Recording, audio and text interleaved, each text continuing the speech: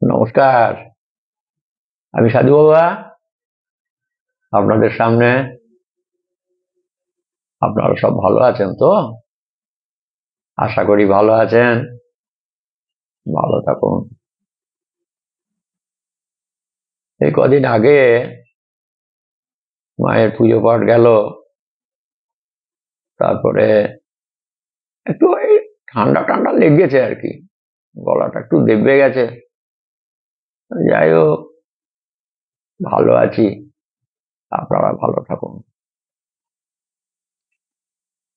কিছু কথা না বলে পারি না, তাই মনে হচ্ছে কিছু বলি। অনেকেই অপেক্ষা থাকে, আশা করে সাধু বাবা কিছু বলবে। আর মনে হয় যে কটা দিন বেঁচে আছি সে কটা দিন কিছু বলে যায়, যদি কারো কোনো কাজে লাগে। আমরা তো এক সুরে বাঁধা আছি, সুর তো 8টা, আর বর্ণ তো স্বরবর্ণ ব্যঞ্জন মিলিয়ে ওই তো কটা। এর মধ্যেই আমাদের যত জারি জুরি। তা সাধনা জিনিসটা হলো সাধা। তো আমরা হারমোনিয়াম বাজালে যেমন ওই 8টা সুরকে ধরে সাধনা করি গানের জগতে, আর ওই যে 8টা সুরের মধ্যে যাওয়া আসা করি আমরা সমস্ত গানের স্বরলিপি, আওয়াজটা তুলি। তাতে সব গানেরই সুর, তাল, মাত্রা সব ঠিক থাকে।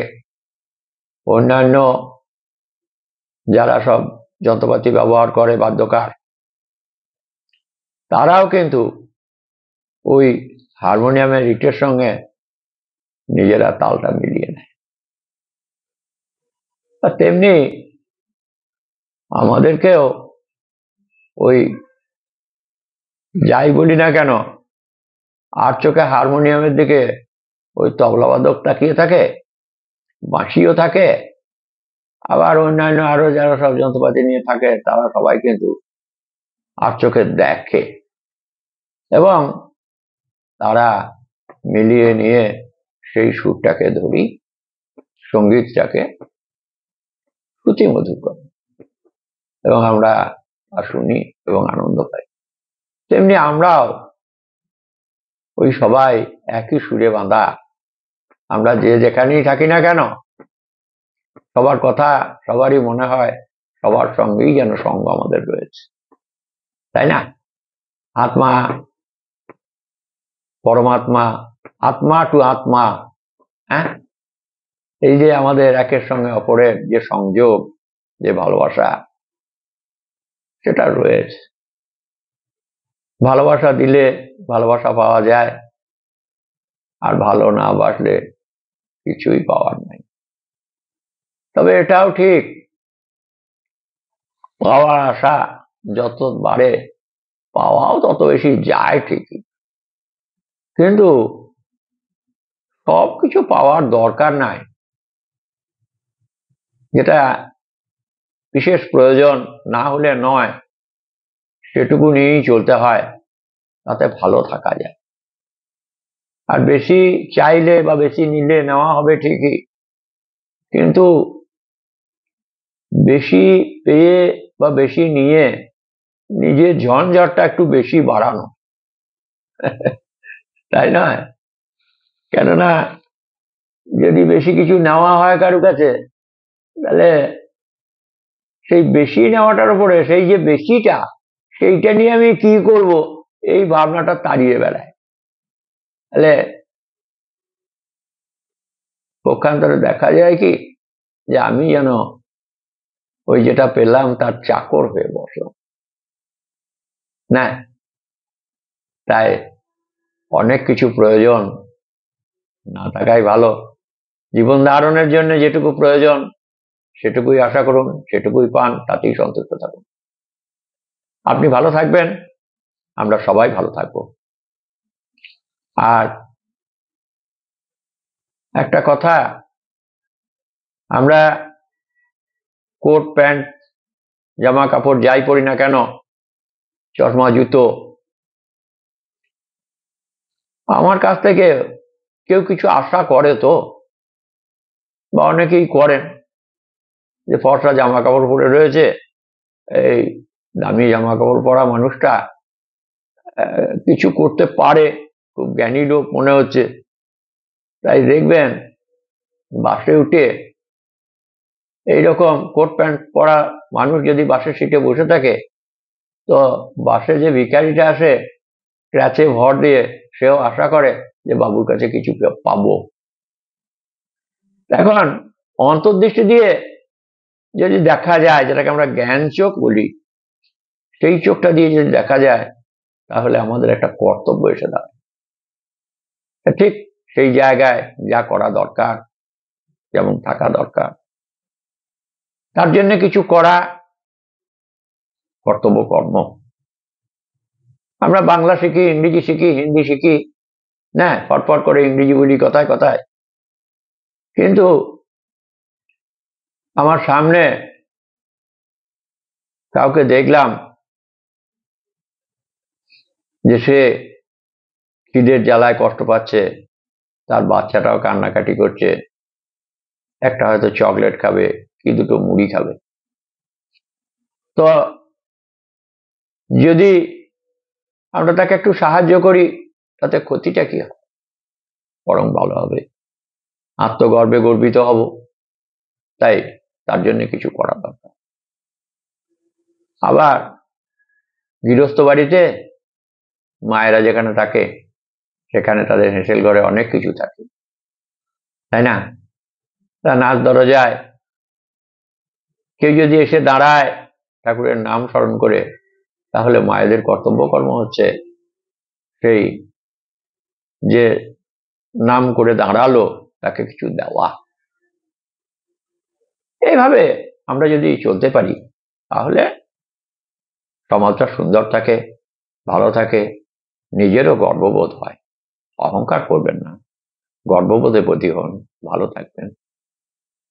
আমি এটা করতে পারলাম, আমি আনন্দ দিতে পারলাম, দেখবেন যে আনন্দ দেয় সেই আনন্দ পায়, যে কাউকে দুঃখ দেয় সে দুঃখকে নিজেই টেনে নেয়। কাজেই কাউকে দুঃখ দেবেন না, কেউ যেন অন্তরে কষ্ট না পায়, সবাই যেন আপনার প্রশংসা করে, সবার কাছে যেন আপনি ভালো থাকতে পারেন। আর আপনিও যা করবেন বা যা কিছু করছেন, তা করে যেন আপনি নিজেও আনন্দ পান, এরকম কর্তব্য কর্ম করে চলবেন, তাহলে অবশ্যই ভালো থাকবেন।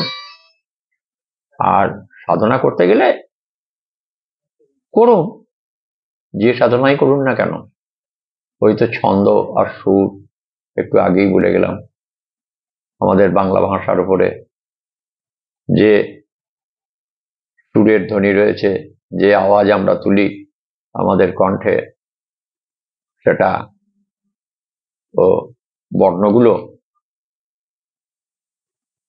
সাধু মহাত্মাদেরই তৈরি করা।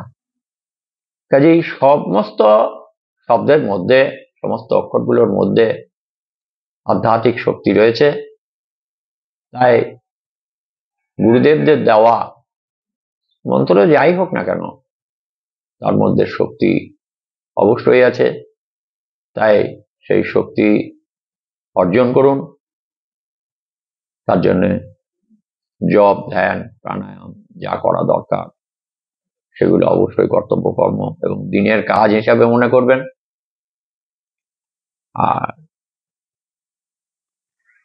আমারও জীবন দর্শনে মধ্য দিয়ে এতগুলো বছর আপনাদের সঙ্গে থেকে এলাম, কিছু তো বুঝেছি, কিছু তো জেনেছি, সেটাই আপনাদের বলি। আর আগেও বলেছি যে যা শিখলাম, যা জানলাম, যা খেলাম, সব তো এই মাটির পৃথিবীতেই পেয়েছি, তাই মাতৃগর্ভেই আছি। মাটির পৃথিবীতে যা কিছু সৃষ্টি হয়েছে বা হয় বা যা পাই, তাই আমাদের চিত্ত বিনোদনেরই বলুন, আর পেটের খিদেই বলুন, আর মনের খিদেই বলুন, সব খিদের জ্বালাগুলোই যেন মিটে যায়। অর্থাৎ আমরা যা পাই এই ধরনের বুকে, তাতেই আমাদের কুলিয়ে যায়, মন ভরে যায়। তাই মা আমাদের কিছু কম দেননি। শস্য শ্যামলা এই দেশ, সব থেকে যতগুলো দেশ আছে তার মধ্যে বাংলা, হ্যাঁ, কি সুন্দর 6টা ঋতু যেখানে জানা যায়, বোঝা যায়, তারা দাগ কেটে যায়। হ্যাঁ, এই তো শীত পড়ছে,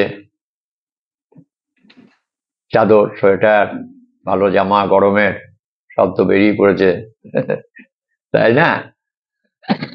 তাহলে দেখুন, এই যে আমরা গ্রীষ্ম, বর্ষা, শরৎ, হেমন্ত, শীত, এই যে সব ঋতুগুলো, এক এক ঋতুতে আমরা এক এক রকম আনন্দ পাই এবং অনুভূতি আমাদের সারা জায়গায়, তাই না? তাহলে দেখুন, এই ঋতু পরিবর্তনের সময় একটা আলাদা আনন্দ থাকে, থাকে না? খুব থাকে। গরমটা পেরিয়ে যখন ঠান্ডা এলো তখন কি আনন্দ, আবার ঠান্ডা পেরিয়ে যখন খুব কনকনে ঠান্ডা হবে, প্রচন্ড শীত পড়বে, তখন আমরা আবার একটু গরম খুঁজবো। তারপরেই দেখুন শীত পেরিয়ে যাবে, আবার গরমের দিন আসবে, তাই না? আর মাঝখানটায় একটা বসন্তকাল বলে একটা সুন্দর কাল আসবে, না? আর সেই বসন্তের হাওয়াতে আমাদের কি আনন্দই না হবে। হ্যাঁ, এবারে যদি পারেন বসন্ত উৎসবে শান্তিনিকেতনে আসবেন, আনন্দ পাবেন। হ্যাঁ, আমি ছোটবেলায় বসন্ত উৎসবের দিন শান্তিনিকেতনে থাকতাম, মনে পড়ে গেল দিনটা কথা প্রসঙ্গে, তাই আপনাদেরও বললাম। আপনারা যে যেখানেই রয়েছেন চেষ্টা করবেন বসন্ত উৎসবে আসার। ভালো থাকুন, ভালো থাকবেন। আর কি বলবো, মানুষের পরিচয় মানুষের কাছে, মানুষই মানুষের দেবতা, এইটা জেনে মানুষকে পাথেয় করে চলুন, দেখবেন আপনি অবশ্যই ভালো থাকবেন। নমস্কার।